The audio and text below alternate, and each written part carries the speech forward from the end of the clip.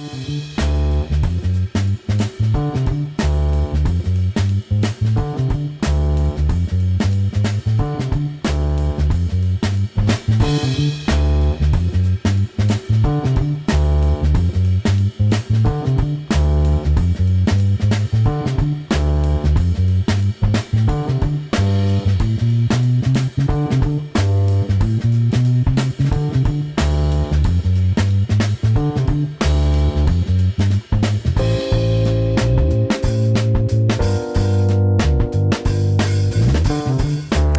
evening and welcome to The On Show, the series that shows you everything that's on in the Swansea area. This week we'll be catching up with Noel Rees, director of the Phoenix Theatre, in our Coffee with Keith feature. And later on in the show, I'll be showing you what I found at the National Waterfront Museum. But first, we've got a clip of Caitlin Harris, who'll be telling us what's on for the kids this half term. Thanks, Alex. I'm here at the Glenvivian to talk with Dan McCabe about everything everyone can get up to during October half term. So we've got a really busy half term coming up. Starting on October the 27th, the Friday, we're part of the Museums at Night Festival. So we're open late into the evening between 6 and 8. There'll be live music, workshops and things for people of all ages. On the following day, on the 28th, the Saturday, we've got our Saturday Families workshop. So that's a bookable workshop. It's free for everyone. It's for ages between 4 and 12. And they'll be starting a new exciting project with our learning assistant, Richard Monaghan. Then on the 31st, on the Tuesday, Halloween, we're showing the first of our family film clubs. It's a Halloween special, so you'll have to turn up to find out what that is. Then on the Wednesday and Thursday, we're running our art trolley sessions. So this is a chance to work with local artists to explore the gallery's collection and exhibitions with fun activities that are based around the individual's needs. And that's open to all ages from about 0 to about 14. Also on the Thursday, on the 2nd, we've got our Young Art Force. This is really for children who aren't in mainstream education and gives them a chance to work towards an Arts Award accredited course. Again, working with local artists and really based around the interests of those involved. Then on the 4th, we've got our Saturday adult art classes. These are introductory classes for adults over 16 years and gives them a chance to try new materials and techniques. And we try and base that around the current things that are on display in the gallery as well. And then on the Sunday, we've got another chance to see a family film screening, followed by our artist film choice at 3 p.m. So this is a chance to see a film which one of our exhibiting artists has chosen that's inspired their practice. On the 5th, it'll be Helen Sear, who's chosen a film that sort of influenced her work over the past years. But you'll have to turn up to find out what that is. Thanks, Caitlin, and of course, Daniel McCabe for showing us what the Glenvivian have on offer throughout this week and the start of half term. Up next, we'll be hearing from Samuel Anstee, who was kind enough to show me his prize collection, which includes every single video games console ever to be released in the UK, over at the National Waterfront Museum. I started in October 2014. My very first purchase for the collection was the Odyssey, which I managed to get hold of on 27th of October 2014, and by accident I just got hold of the first one I could find, and it turned out to be one of the earliest runs of the first week of production. It's my son's idea. I had sort of generation 7 and 8, and he grew up playing with those, and then he sort of said, can we look at some older ones?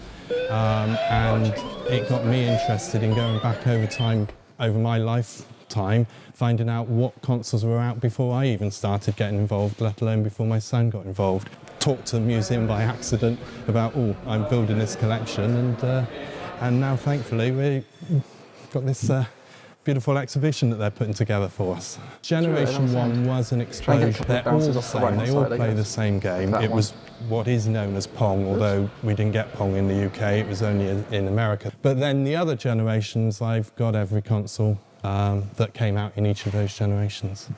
Luckily for me, here at the National Waterfront Museum, Sam was able to take me from Generation 1 around to Generation 5, which is where it all began for me, with the N64, Game Boys, and of course the PlayStation 1.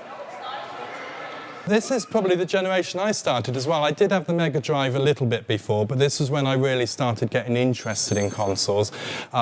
When the sort of the Nintendo 64 came out, I remember the GoldenEye game that came with that, and I wanted to be James Bond, and I think that was one of the first sort of consoles I made sure I got when I was growing up.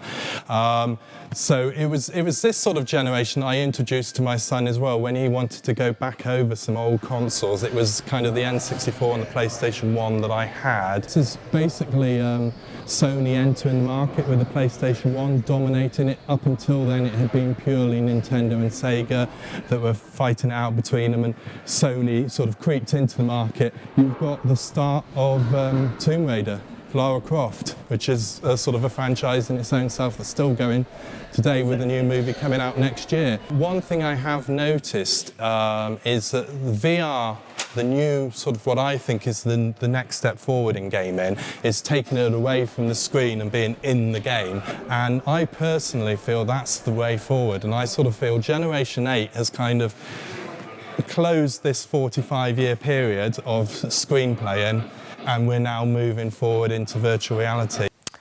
Thanks, Samuel, for taking me on a trip down memory lane. Of course, the exhibition has just opened at the National Woodfront Museum, and it will be available until March. Up next, we have a clip from Keith Millwood, who met for a coffee with Noel Rees. So, Noel Rees. Cheers, Keith. Director of Phoenix Theatre, Netley. That's right. Welcome to Coffee with Keith. And I'm very interested to know where your interest in theatre first started. Where were you first inspired? Well, I think basically the first thing was in school. And then I think the first thing I ever saw was probably a pantomime in the Grand in Swansea with the great John Chilvers directing and all those. What do you remember of the first pantomime that you saw? I think the word is magic. And it was Aladdin with Ozzie Morris. And I loved all the bangs and the flashes. And it had the most wonderful act called Emerson and Jane. And it was an ultraviolet act and their magic carpet which came flying out into the audience. And I was spellbound. I was very under 10. I'm sure I was under 10. And I remember John Chilvers took me to my seat. Oh my gosh. Yes, I don't know why. My mother was there, but he escorted us down and I was near the drums. Manager of the Grand. Indeed. And such a wonderful figure in Swansea theatre life. So you were an actor before you were a director? No, basically what I did, I got very interested in stage management first of all, and I did a lot of stage lighting. And then after stage lighting, I sort of acted in school plays and things. And when you were being trained as a drama teacher, were there any productions that you... Oh, lots of things and lots of acting and things you had to design. And also you had, for part of your degree, you had to direct.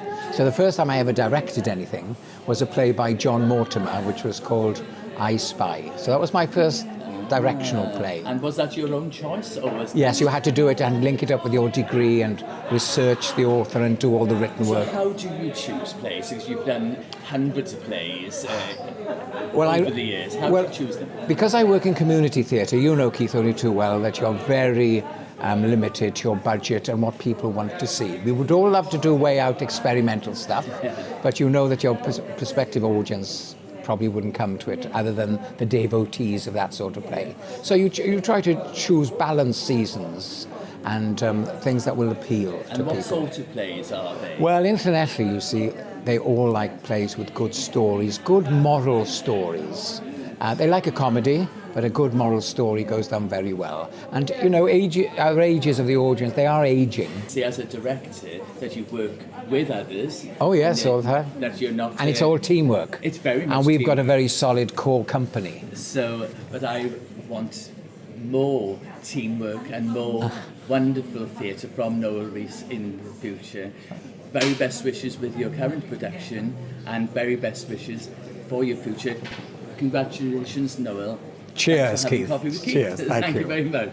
Thank you, Keith Millwood, and also Noel Rees for meeting for a coffee and showing us what life is like behind the scenes.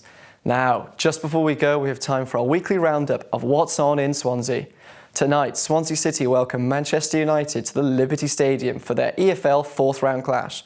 Both teams looking to make amends after their respective 2-1 losses in the Premier League. Of course, there is more action at the Liberty Stadium this Friday as the Dragons come to Swansea to take on the Ospreys in the South Wales derby. And the Ospreys haven't won in their last 7 games, but they have beaten the Dragons in the last 5 meetings between the two sides. Well, if sports isn't your thing, then Wednesday night brings you stand-up comedy from Gavin Webster and Peter Brush at the Grand Theatre.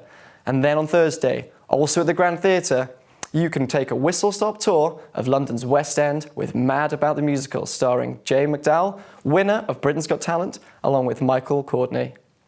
And to kick off half-term, why not take the kids over to the Dylan Thomas Centre to see Happy Birthday Dylan?